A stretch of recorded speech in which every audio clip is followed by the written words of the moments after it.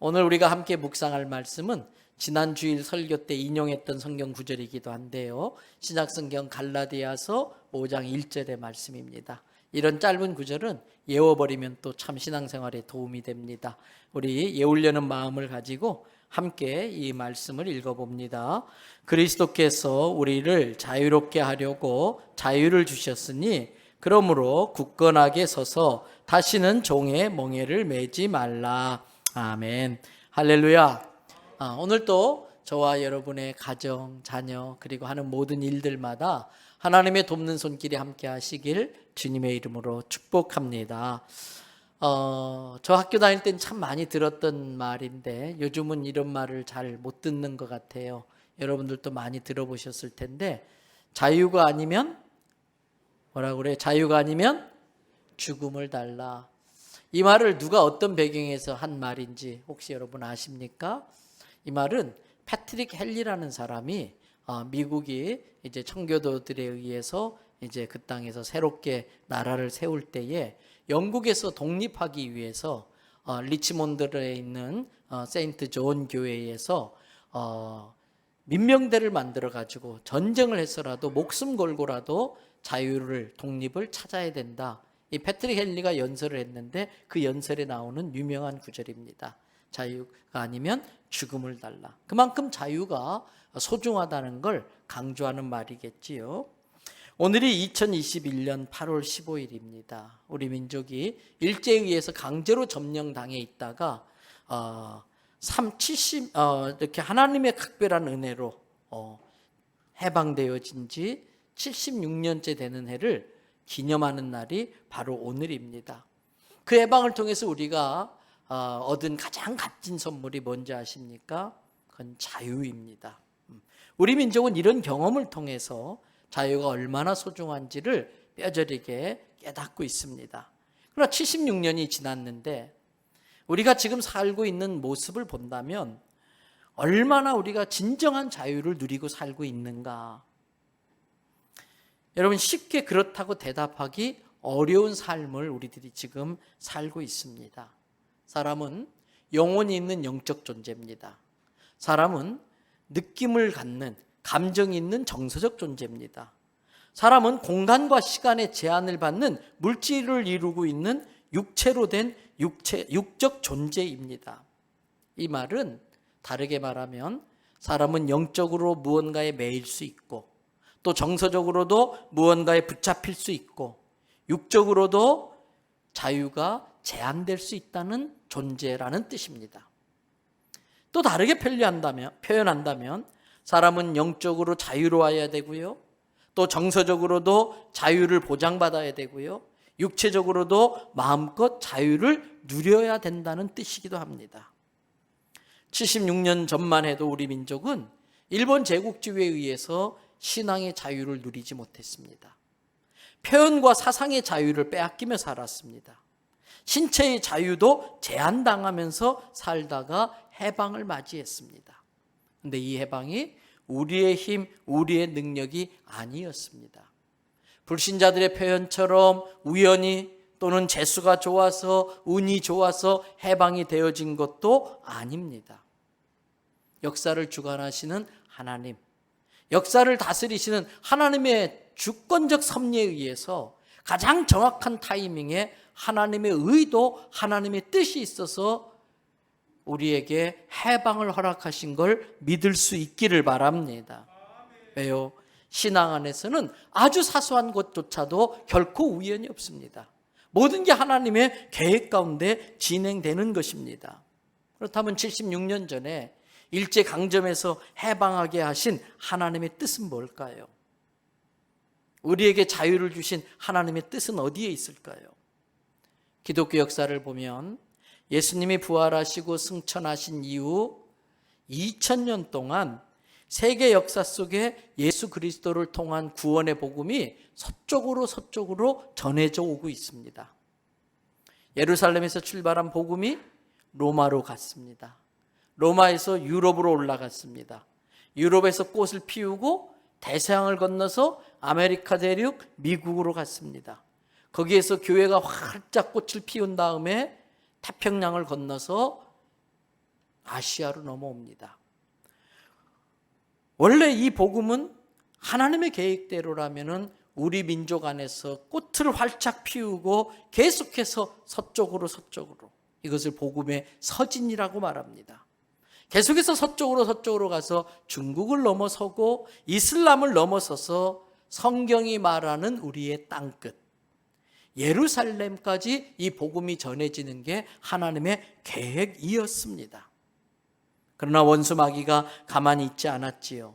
지난 2000년 기독교 역사 동안 수단 방법 가리지 않고 복음을 전하지 못하도록 온갖 박해와 방해를 했던 것처럼 여전히 예수 그리스도의 복음이 우리 민족을 통해 전해지는 것을 사단은 방해해 오고 있습니다. 먼저는 일본 제국주의자들의 야심을 이용해서 하나님의 계획을 방해했습니다. 이어서 중국 공산 정권을 이용해서 이 좁은 나라를 남과 북으로 쪼개어 놓아가지고 복음의 서진에 헌신할 수 있는 것을 막고 있습니다. 우리로 하여금 먹고 사는 일에 급급하게 해서 보릿고개 같은 지독한 가난과 싸우도록 만들고 좀 먹고 살만해지니까 덜 성숙된 시민의식 또는 진정한 자유의 가치를 제대로 알지 못하고 자유에 대한 인식 부족으로 많은 갈등과 아픔이 이 땅에 있었습니다.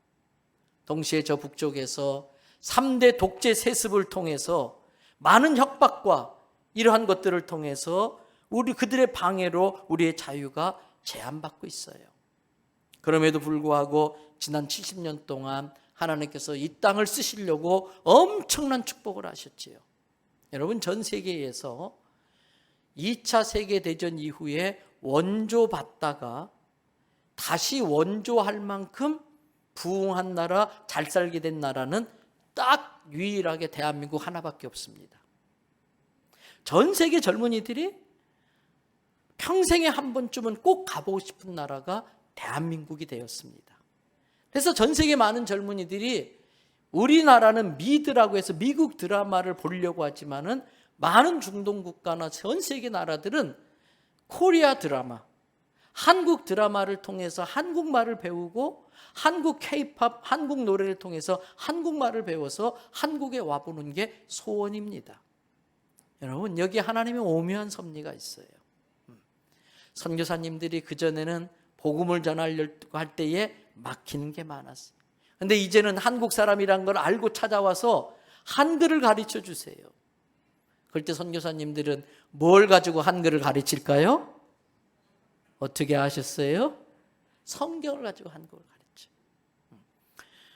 여러분, 여기에는 하나님의 놀라운 뜻이 있습니다. 이렇게 잘 살게 된 것 우리의 능력 아닙니다. 자원이 많아서 그런 것도 아닙니다. 능력 이상으로 무언가를 이루어내는 것은 전적인 하나님의 은혜 때문에 가능한 일입니다. 하나님의 은혜로 이렇게 잘 사는 나라가 됐어요. 한국교회는 이 경제력을 바탕으로 해서 이제는 전 세계에 미국 다음으로 선교사를 제일 많이 보내는 나라가 됐습니다. 여러분, 그런데 우리는 그 하나님의 계획을 깨닫지를 못하고 있어요. 하나님의 은혜로 이렇게 잘 살게 하셔서 세계 열방에 복음을 들고 마지막 저 중국 공산 정권을 넘어서고 저 무슬림 이슬람을 넘어서서 땅끝까지 복음을 전달하라고 하는 그 택배, 복음 택배의 사명을 깨닫지 못하고 있어요. 그러면서 하나님이 주신 축복들을 사명을 위해 쓰기보다는 죄 짓는 데 쓰고 있어요. 그래서 예전보다 훨씬 더 잘 살고 있는데 더 행복해졌다고 말하지 않아요.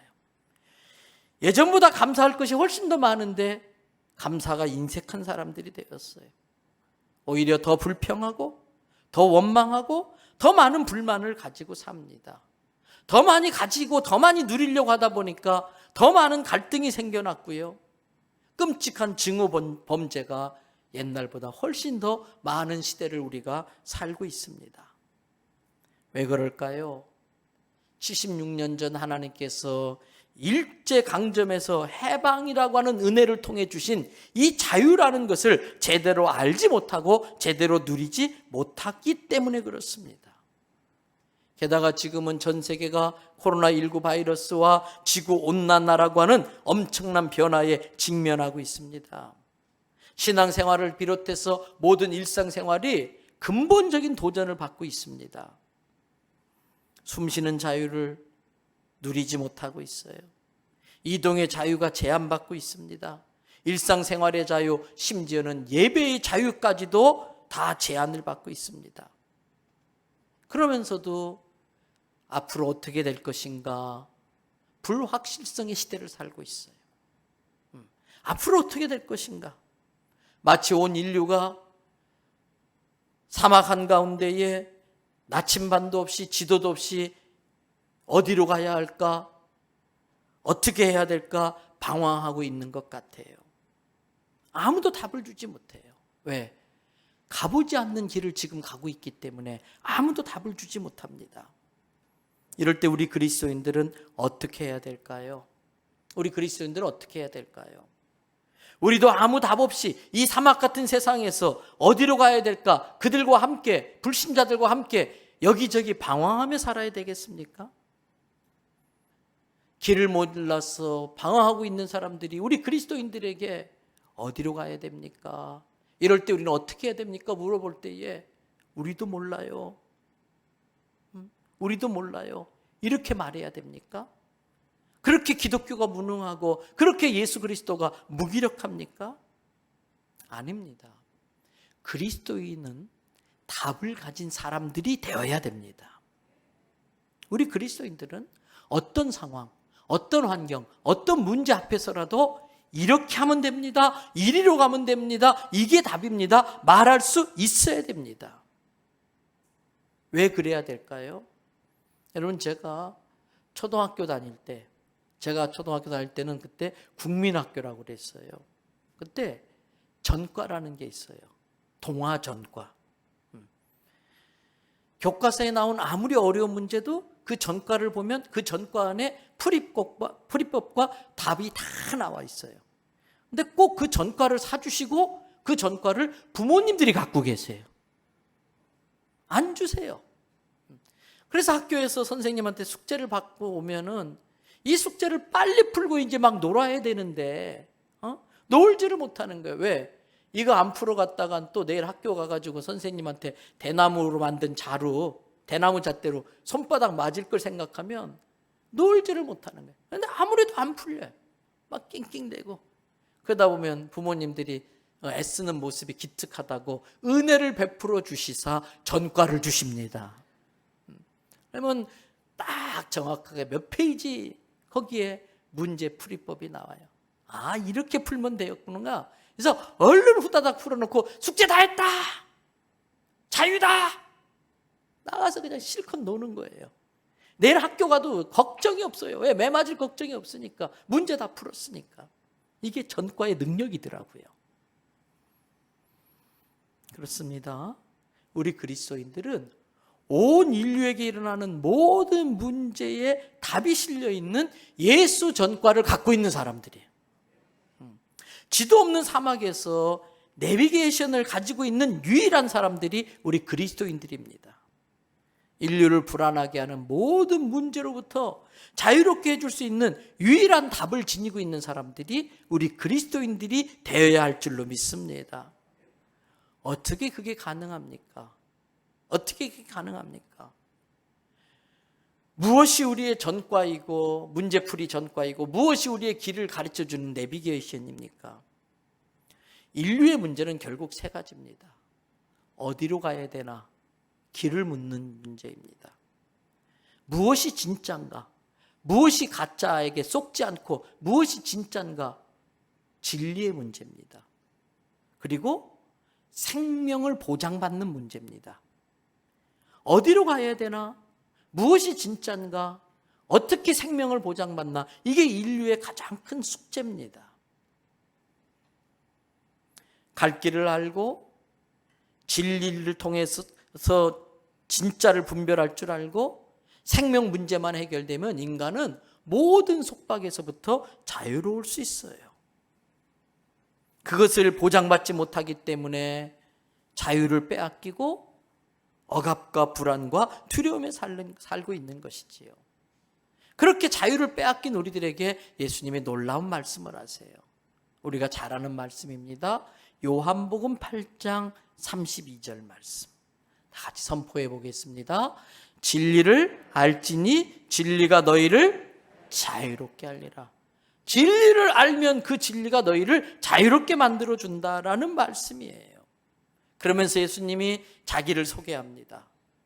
요한복음 14장 6절에서 자기 자신을 이렇게 소개합니다. 예수께서 이르시되 내가 곧 길이요, 내가 곧 진리요, 내가 곧 생명이니 나로 말미암지 않고는 누구에게로? 아버지께로 갈 자가 없다. 아버지께로 올 자가 없다. 아버지께 온다는 말이 무슨 말일까요? 여러분, 제가 우리 아이들 키울 때에 놀이동산, 우리나라에서 제일 좋은 용인 자연농원 캐러비안 베이를 한번 데리고 가려고 거기까지 차를 몰고 한 적이 있었어요. 그런데 이제 부산 옆에 또 놀이동산이 곧 개장된다고 아주 어린애들 둔 가정들, 또 어린아이들이 기대가 많더라고요. 놀이동산 가면 애들이 좋아서 어쩔 줄을 몰라요. 마치 천국에 온 것처럼 막 팔짝팔짝 뛰고 한 번이라도 더 타려고 탔다가 또 쪼르르 또 쫓아가서 줄 서고 뭐 햄버거 먹죠, 피자 먹죠, 핫도그 사 먹죠. 얼마나 재밌는지 몰라요. 애들에게 천국이에요. 그런데 사람 많아가지고 아버지 손을 놓쳐버렸어. 엄마 손을 놓쳐버렸어요. 엄마 아빠하고 헤어져 버렸어요. 그 순간 그 천국 같은 놀이동산은 애들에게 뭐가 될까요? 지옥이 돼버려요. 막 울고 있어요. 얘야 왜 우니? 엄마 아빠 곧 찾을 수 있어. 울지 마. 여기 햄버거 먹고 있어. 여기 피자 먹고 있어. 먹어요 안 먹어요? 안 먹어요. 눈에 안 들어요. 그러다가 방송이 나오는 거예요. 거기 파란 티에 노란 줄무늬 있는 아기를 잃어버린 부모님은 미아 보호소 가서 엄마 아빠를 만나는 거예요. 엄마! 펑펑 울어요. 그리고 이제 눈물 좀 씻고 마음이 좀 진정되면 그때의 피자가 눈에 들어오는 거예요. 다시 천국이 회복되는 거예요. 사막 같은 세상에서 끔찍한 지옥의 경험을 하며 살던 사람들이 길 대신 예수 그리스도, 진리신 예수 그리스도, 생명 대신 예수 그리스도를 통해 우리를 아버지 품에 안기게 하는 순간 그 사막 같은 세상도 천국이 되는 줄로 믿습니다. 예수 그리스도가 길이라는 거예요. 그래서 사도 바울은 우리에게 말씀하세요. 오늘 본문인 갈라디아서 5장 1절. 부모를 잃어버린 어린아이가 그때부터는 어디로 가야 될지 모르고 무엇을 먹어야 할지 모르고 끔찍하던 지옥에서 방황하고 있었지만 그 아이가 부모를 만남으로부터 만날 순간 모든 두려움으로부터 모든 구속으로부터 다 노인받게 되는 것처럼 갈라디아서 5장 1절 다시 한번 선포해 볼까요? 그리스도께서 우리를 자유롭게 하려고 자유를 주셨으니 그러므로 굳건하게 서서 다시는 종의 멍에를 매지 마라. 여기서 주셨다. 이것은 동사인데 그 형태가 과거 완료형이에요. 이미 주어버렸다 이거예요. 그러면 누리면 되는 거예요. 주셨는데도 누리지 못하면 그걸 통해 받을 수 있는 혜택을 받지 못해요. 마스터키가 있어도 그걸 열쇠 구멍에 넣고 돌려야 문이 열리는 것처럼 예수 그리스도께서 주신 자유는 믿음으로 누리는 자만이 그 자유의 혜택을 받을 수가 있는 것입니다.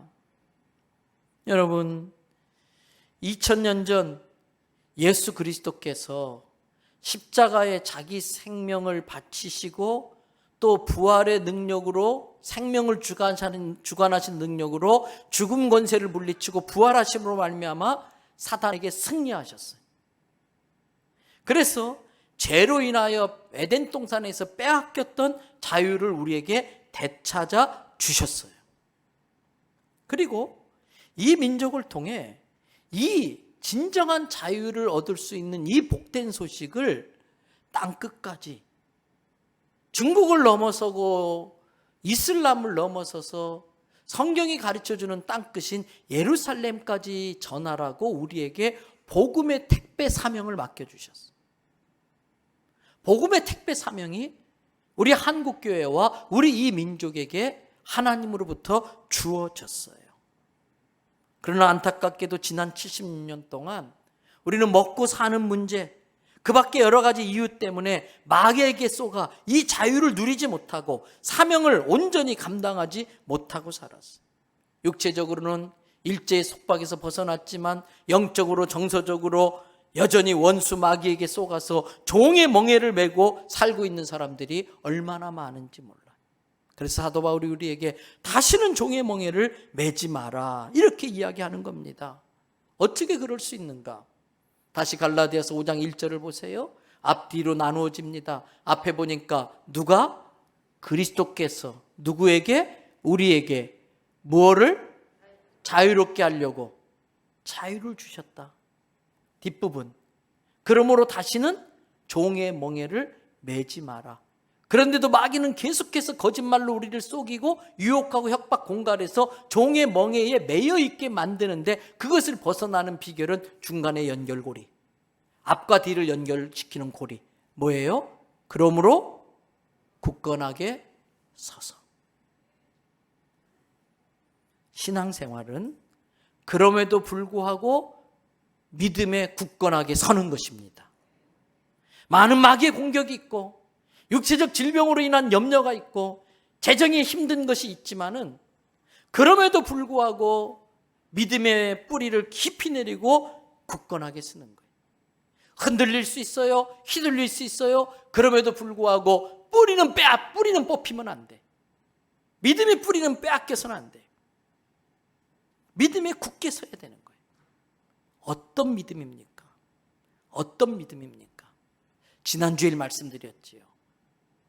마귀의 거짓말 때문에 우리는 종의 영에 사로잡혀서 종처럼 살았는데 원래 우리는 누구였었다? 하나님의 자녀였었다. 마귀의 거짓말에 쏘가 그 하나님의 자녀의 권리를 빼앗기고 종처럼 살았었는데 하나님께서 예수 그리스도를 통해 우리에게 자녀되는 권세를 회복시켜 주셨다. 그래서 더 이상 우리는 종의 영에 매이지 않고 양자의 영, 하나님의 자녀, 하나님의 아들이라는 영에 힘입어서 살아가는 사람들이라는 거예요. 이걸 믿어 의심하지 않으시기를 바랍니다. 여러분, 종의 영과 아들의 영이 있잖아요. 자, 아들이 집에 들어왔어요. 더운 여름이에요. 냉장고 탁 꺼내가지고 아이스크림을 먹어요.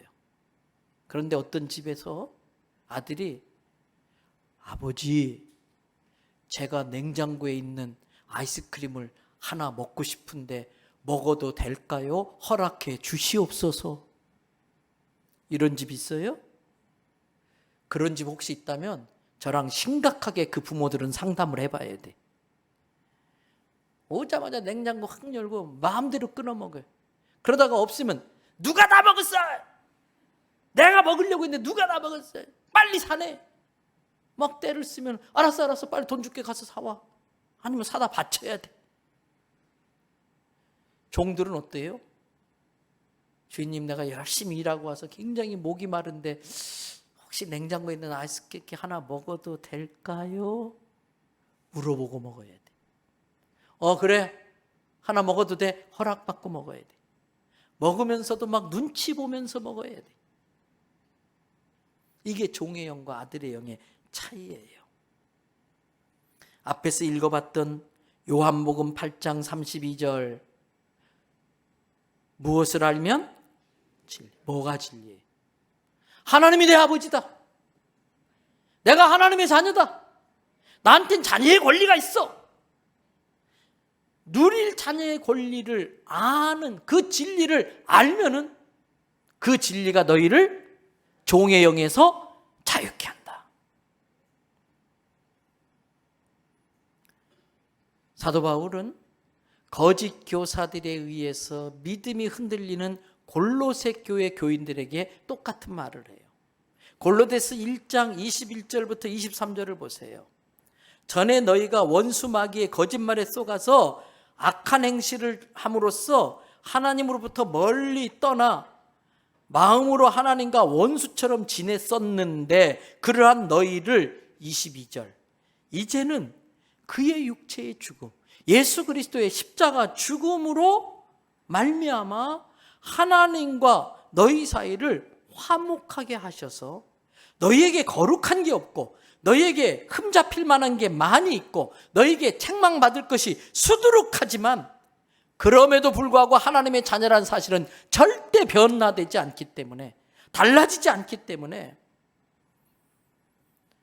거룩하고 흠없고 책망 없는 자처럼 취급해서 거룩하신 하나님 앞에 은혜의 보좌 앞에 담대히 설 수 있게 해 주셨으니 23절 다 같이 읽어볼까요? 만일 너희가 믿음에 거하고 터 위에 굳게 서서 너희 들은 바 복음의 소망에서 흔들리지 아니하면 그리하리라. 그리하리라가 뭐예요? 자유하리라. 믿음에 거하고 터 위에 굳게 서서 그 터가 뭐예요? 복음. 그 터 위에 굳게 서서 너희의 들은 바 복음의 소망에 흔들리지 아니하면 너희가 자유하리라. 그리하리라. 이 복음은 천하 만민에게 전파되어야 하는 것이기 때문에 우리에게까지도 전파될 수 있어서 이렇게 구원의 은혜를 받을 수 있었고 또 사도 바울이 이 복음 택배의 일꾼으로 헌신한 것처럼 우리에게도 복음의 서진을 계속해서 진행하라고 하나님께서 일제강점에서 벗어나게 했다는 걸 깨달으시기를 바랍니다. 여러분, 이 믿음에 흔들리면 안 돼요. 유혹에 넘어가서 이 믿음의 뿌리가 뽑혀버리면 안 돼요. 오히려 더 믿음에 굳게 서서 종의 멍에를 다시는 매지 말고 더 하나님께 매달려야 되는 것이지요. 그럼에도 불구하고 여전히 우리의 자유를 구속하는 여러 가지 것들이 있어요. 구체적으로 그러한 것들이 무엇인지를 몇 가지만 말씀드리고 말씀을 마치려고 그래요. 현재 이 대한민국은 우리의 자유를 구속하는 아주 중요한 요인이 하나 있는데 정치 신념과 이데올로기예요. 온 국민들이 이 정치 이데올로기에 종이 되고 말았어요. 우리 민족은 조선시대부터 또는 일제강점기 그리고 한국전쟁 이후 지금까지 정치적 이념에 사로잡혀서 좌우 갈등, 지역 갈등, 세대 간 갈등, 심지어 지금은 남녀 사이의 젠더 갈등까지 서로 종으로 부려먹으려고 으르렁대고 있어요. 일제에서 벗어난 지 76년이 됐는데도 지금까지 친일 논쟁에 사로잡혀 있어요. 며칠 전에는 야당의 대선 주자 한 분의 부친이 일제 강점기 기간에 강원도 평강에서 면장을 지냈다고. 여러분 누군가 면장을 했었어야 하지 않겠어요? 그 면장을 지냈다고 친일파라고 친일했다고 여당에서 공격을 했어요. 그러자 공격을 당한 측에서는 그런 논리로라면 일제시대 때에 농업개장을 지낸 문재인 대통령의 부친도 친일파가 아니냐고 반격을 했어요. 농사를 지으려면 누군가는 농업개장을 했었어야 하지 않을까요? 여러분, 각자의 정치적 신념을 주장하는 이유 중에 하나는 우리가 주장하는 이 정치 이념대로 나라가 돌아가야 온 국민에게 진정한 자유가 온다라고 믿기 때문에 그래요. 목적은 참 좋아요. 그러나 실제 나타나는 현상을 보면 진정한 자유를 준다고 하는 그 목적은 잊어버리고 서로의 자유를 억압해서 자기의 자유를 보장받으려고 서로 혈안이 되어 있어요. 증오하고 대립하면서 다른 사람 편의 자유를 제한함으로 내 자유의 범위를 더 넓혀가겠다고 하는 아주 잘못된 생각으로 이념 대립을 하고 있어요. 우리 그리스도인들은 모든 정치적 이념이 성경에서 출발되어야 됩니다. 성경이 우리에게 가르쳐주는 정치적 이념은 두 가지입니다. 하나님의 공의와 하나님의 사랑입니다. 하나님의 공의를 잃어버린 사랑. 공의는 나한테 적용하고 다른 사람에게는 은혜의 잣대를 갖다 대야 되는데, 나는 그럴 수밖에 없는 이유가 있었고 나는 그럴 수 있고 너는 절대 그러면 안 돼, 율법의 잣대를 상대에게 갖다 대요. 여러분, 하나님의 공의를 잃어버린 사랑은, 하나님의 공의를 잃어버린 그러한 정치적 신념은 내로남불입니다. 내 편이면 그럴 수 있어, 다 오케이, 다 사랑이야. 남의 편이면 절대 안 돼. 하나님의 공의가 빠져버린 신념은 내로남불이에요. 반대로 하나님의 사랑을 잃어버린 정의는 미움의 또 다른 표현일 뿐이에요. 자기는 정의를 구현한다고 하지만 하나님의 사랑이 없는 정의 구현은 또 누군가에게는 미움의 채찍일 뿐이에요. 우리 그리스도인들은 그래서는 안 됩니다. 우리는 어떤 이 사회과학적인 정치 신념보다 가장 우리 위에 하나님의 말씀이 있어야 됩니다. 그 하나님의 말씀은 우리에게 하나님의 공의와 하나님의 사랑을 우리가 이루어야 될 이 세상의 정치 신념, 이념으로 주셨어요. 여러분, 이 하나님의 공의와 하나님의 사랑이 내 속에 정치 이념으로 자리 잡을 때에 이 세상 정치 이념과 이데올로기로부터 멍에를 벗어버리고 자유로워질 수 있다는 걸 깨달으시기를 바랍니다. 우리는 이 땅의 백성이지만 그 이전에 하나님 나라의 백성이에요. 우리의 목적은 대한민국보다 더 큰 차원의 하나님 나라를 세우는 일에 정치 이념을 떠나서 하나가 되어지시기를 바랍니다. 두 번째, 우리의 자유를 구속하는 중요한 요인이 있어요. 그것은 증오입니다. 현대를 살아가는 많은 사람들의 마음속에 독보선처럼 탁 도사리고 있는 게 증오입니다. 나는 그렇지 않습니다 라고 말하는 사람들도 있겠지만, 사람들 마음속에는 저 깊은 마음 한구석에 증오가 싹, 미움이 자리 잡고 있어요. 그래서 제3자 입장에 서 있을 때는 뭐 그런 것 가지고 싸워요, 뭐 그런 별것 아닌 것 가지고 그렇게 사생결단하고 대듭니까? 그냥 푸시지요, 이렇게 말을 해요.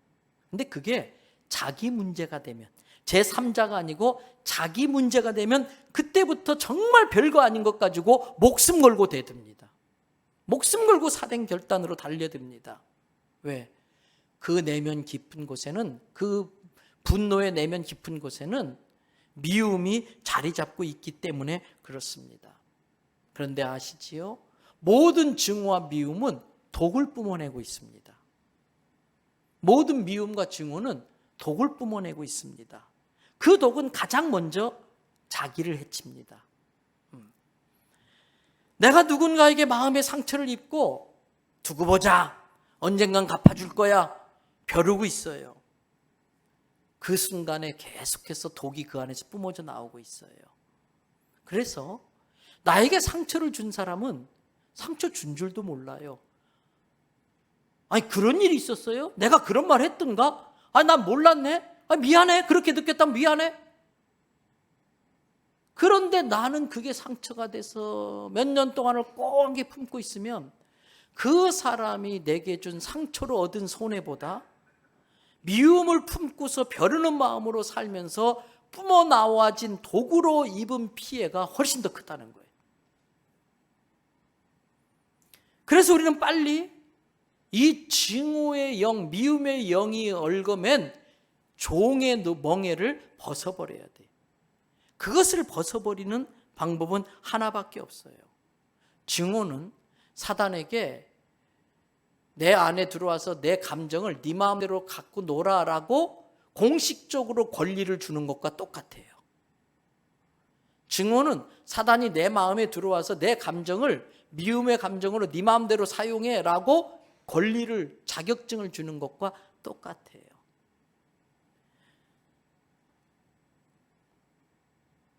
그런데 용서하는 순간 용서가 그 권리증을 불태워버려요. 용서하는 순간 그 권리증은 무력화돼, 무효가 돼버려요.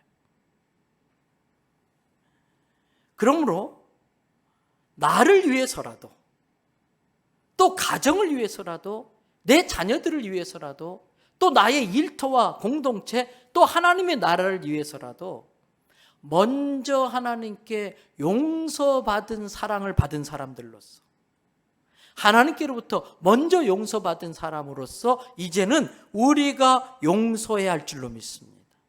그래서 사단에게 쏘가 증오의 종이 되었던 우리들이 그 증오의 멍에를 벗어버리고 진정한 자유를 되찾아야 할 줄로 믿습니다. 세 번째, 우리의 자유를 빼앗아가는 중요한 요인 중에 하나가 근심과 걱정과 염려입니다. 근심과 걱정과 염려에 딱 사로잡히는 순간 우리는 모든 자유를 박탈당하고 맙니다. 이 근심, 걱정, 염려가 주는 피해는 우리가 생각하는 것보다 훨씬 더 큽니다. 현대사회는 스트레스 사회라고 그러지요.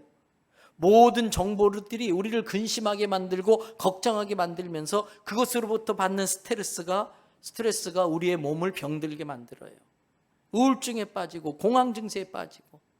그래서 국민 여배우라고 알려졌던 고 최진실 씨, 조울증약을 계속 먹다가 마지막 극단적 선택을 했어요. 최진실 씨만 그런 게 아니더라고요. 여러분, 유명한 배우인 김혜수 씨, 또 이병헌 씨, 차태현 씨, 김하늘 씨, 자기들도 다 공황증을 앓고 있대요. 개그맨 김구라 씨, 또 입담 좋기로 유명한 이경규 씨, 가수 김장훈 씨, 자기들도 다 지금 공황 증세를 앓은 적이 있다고 고백을 했어요. 이처럼 현대인들은 온갖 스트레스를 받고 살아요. 여러분, 몇 년 전에 많은 사람들의 마음을 따뜻하게 위로해줬던 드라마가 하나 있었어요. 응답하라 1988. 처음 듣는 이야기. 집에 테레비가 없어요? 거기에 나오는 주인공 중에 성동일 씨라고, 은행원이었었는데 동료 보증 잘못 썼다가 빚을 떠안고 잘 사는 사람 집 밑에 지하 방에 살고 있는 성동일 씨. 그 아들 딸 앞에서는 그렇게 당당하고 씩씩해 보이다가도 혼자 남으면은 포장마차에 가서 소주 한 잔 꺾으면서 눈물 징질 짜면서 내 인생이 왜 이렇게 됐을까? 그때 쫙 배경음악으로 흘러나오는 노래가 하나 있었으니 아시나요? 그대 걱정하지 말아요. 좀 반응을 좀 보이세요. 전혀 처음 듣는 것처럼. 많은 사람들이 그 드라마를 보고 그 음악을 들으면서 자식들한테, 아내한테 부끄러워서 눈물을 슬쩍슬쩍 안 운 것처럼 눈물을 훔쳤어요. 많은 사람들이 그 노래에 위로를 받았어요. 왜 위로받았느냐? 그만큼 위로받을 만한 게 많이 쌓이고 쌓여 있었다는 뜻이에요. 이왕 말 나왔으니까 한번 들어보고 가지요. 방금 이 장면들은 우리 방송팀에서 여러 드라마에 걱정하는 장면들만 모아가지고 이렇게 보여줬어요. 여러분, 이런 드라마의 힘이 있죠. 이런 노래의 힘이 있죠. 그래서 들으면 좀 위로가 되는 것 같아요. 그런데 잠시예요. 좀 위로가 되는 것 같지만 현실은 달라진 게 없어요. 여전히 문제들은 내 앞에 있어요. 잠시일 뿐이에요. 그래서 사도 바울이 그런 것들에 빠져서 센티멘탈해지고 그런 것에 빠져서 다른 유혹에 빠질 게 아니라 흔들리지 않는 복음의 믿음의 뿌리를 깊이 내리고 굳게 서라라고 말하는 거예요. 많은 것들이 흔들리지만, 그래서 흔들릴 수 있지만, 휘둘릴 수 있지만, 그러나 뿌리가 뽑히면 안 된다는 거예요. 믿음에 굳게 서가지고. 사도 바울은 고린도전서 15장 57절부터 58절에 이렇게 말합니다. 우리 주 예수 그리스도로 말미암아. 다른 걸로 안 된다는 거예요. 그런 노래로 안 된다는 거예요. 그런 드라마로 안 된다는 거예요. 오직 우리 주 예수 그리스도로 말미암아 우리에게 무엇을 주시는? 승리. 승리는 하나님께만 있는 줄로 믿습니다. 인생 승리는 하나님께만 있는 거예요. 예수 그리스도를 말미암아 우리에게 인생 승리를 주신 하나님께 감사하노니 58절 그러므로 내 사랑하는 형제들아 어떤 일이 있더라도 휘둘리지 말고 견실하며 갈팡질팡 흔들리지 말고 오히려 항상 주의 일에 더욱 힘쓰는 자들이 되라. 왜냐하면 너희 수고가 주 안에서 어떻게? 헛되지. 최고 억울한 게 뭔지 아세요? 최고 억울하게 인생 다 마치고 죽을 때가 됐는데 내가 도대체 해놓은 게 뭐가 있나? 내가 뭘 위해서 지금까지 살았나? 모든 게 다 허무해지게 느낄 때, 평생 내 인생을 바쳤는데 다 안개처럼 의미 없어질 때에. 그런데 속으면 그렇게 헛되게 살아요. 속으면 헛되게 살아요. 마귀에게 속으면. 오직 우리의 인생이 헛되지 않게 하는 것은 하나님을 믿는 믿음에 굳게 서서 감사하며 하나님께 맡겨주신 사명, 주의 일에 더욱 힘쓰며 주님 부르시면 그때 가는 인생이 헛되지 않는 삶이 되는 걸 깨달으시길 바랍니다. 여러분, 견실하여 흔들리지 말고 믿음에 굳게 서야 됩니다. 어떤 믿음입니까? 하나님이 내 아버지, 나는 하나님의 자녀. 그래서 거룩하지 못할 수도 있고 흠이 있고 책망할 것이 수두룩함에도 불구하고 하나님은 내 아버지이시고 그 하나님이 나를 지키고 승리케 해주신다는 그 믿음. 그러므로 우리는 매 순간순간마다 근심과 걱정과 염려가 내한테 확 몰려올 때마다 이번 주 암송해야 될 구절, 베드로전서 5장 7절, 주보 신면에도 나와 있지요. 다 같이 한번 선포할까요? 너희 염려를 다 주께 맡기라. 이는 그가 너희를 돌보심이라. NIV 영어 성경에 보니까 Cast all your anxiety on him. All anxiety. 모든 근심 걱정. Cast. 낚시하시는 분 낚시 던지는 걸 캐스팅한다고 그러지요. Cast on him. 그분에게 던져버려라.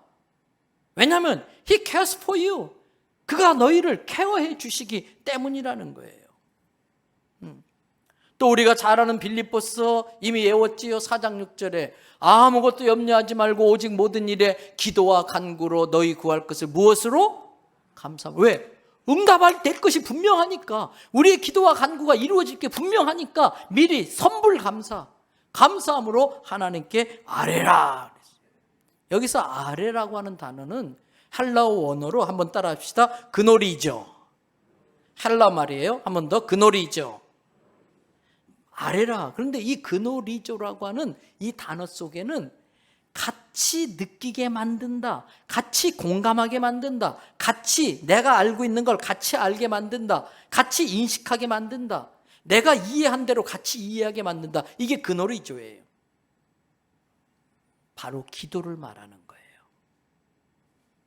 내가 기도 그노리조 하는 동안 하나님은 내 아픔을 같이 공감하세요.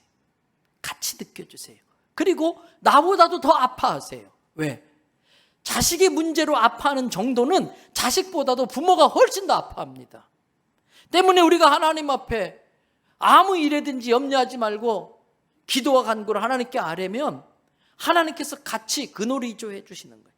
같이 공감하면서 같이 아파하면서 그 문제를 자기 문제로 떠안아 주시고 해결해 주시는 거예요.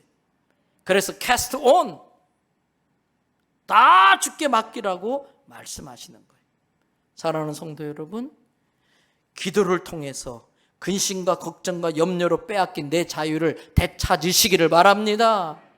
이거는 제대로 된 기도를 하고 마치고 나가는 사람들이 느끼는 감정, 경험해보지 않은 사람은 알 수가 없는 진정한 샬롬이 뭔지 그 순간에 느끼게 돼요. 요즘에도 본당에 주중에도 제가 가끔 제 방 올라갈 때마다 들려요. 몇몇 분들이 와서 기도해요. 그럼 제가 하나님, 저 집사님 기도 꼭 들어주세요. 저 권사님 꼭 축복해 주세요. 이렇게 축복 기도를 짤막짤막하게 하고 올라가요. 새벽기도 제대로 된 새벽기도하고 기도 마치고 딱 이 본당을 나설 때에 그 믿음에서 오는 그 샬롬, 그 평강, 그 자유함, 이건 경험한 사람만이 알 수 있어요. 여러분, 하나님과 제대로 만나는 기도의 시간을 통해 근심, 걱정, 염려에 빼앗겼던 자유를 되찾으시기를 바랍니다.